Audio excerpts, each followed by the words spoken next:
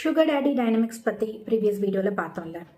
அந்த கிரேவிங் அந்த பர்சன்னால் வர்றது இல்லைங்க, அவங்க கொடுக்குற அந்த அட்டென்ஷனால் வர்றது. ஸோ அப்படி ஒருத்தரோட அட்டென்ஷனுக்கு நீங்கள் அடிக்ட் ஆகுறீங்க அப்படின்னு ஃபீல் ஆகுறப்ப இம்பல்சிவாக ஃப்ளோவில் போவோம் அப்படின்னு இல்லாமல் திங்க் பிஃபோர் யூ ஆக்ட். அதுக்கு சில டிப்ஸ். ஃபர்ஸ்ட், இந்த அட்ராக்ஷன் நார்மல் தான் அக்செப்ட் பண்ணுங்கள். அது தப்பு அப்படின்னு யோசிக்காமல் இது டெம்ப்ரரி தான், நான் இதை என்கரேஜ் பண்ணலன்னா அது ஃபேட் அவுட் ஆயிரும், இதே நான் அதை ஃபீட் பண்ணேன் அப்படின்னா கான்சிக்வன்சஸ் தான் வரும்.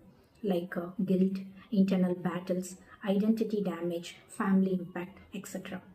செகண்ட், அந்த கிரேவிங் எதனால் வந்துச்சு அப்படின்னு யோசிங்க. நீங்கள் என்ன மிஸ் பண்ணுறீங்க? எக்ஸைட்மெண்ட்டா, வேலிடேஷனா, இமோஷனல் கனெக்ஷனா? இது மாதிரி இதில் எதெல்லாம் நீங்கள் உங்களோட அந்த மெரிட்டல் பாண்டில் மிஸ் பண்ணுறீங்களோ அதெல்லாம் வெளியில் தேடாமல் உங்கள் பார்ட்னர் தேட ட்ரை பண்ணுங்கள். அவங்கக்கிட்ட ஓப்பனாக மனசு விட்டு உட்காந்து பேசுங்க.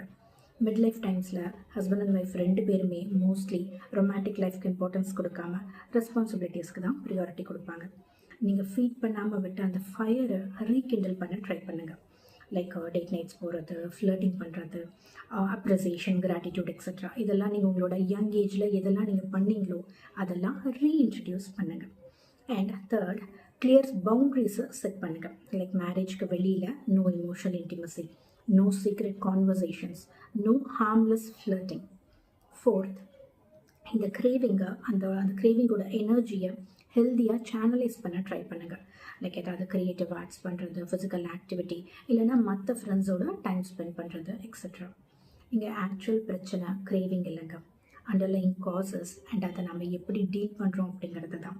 ஸோ பிளைண்டாக ஆக்ட் பண்ணாமல் உங்களை நீங்களே குவெஷன் பண்ணுங்கள். அந்த ஒரு டெம்ப்ரரி ஹாப்பினஸ்க்காக உங்கள் மேரிட்டல் பாண்டை நீங்கள் ட்ரேட் பண்ணணுமான்னு.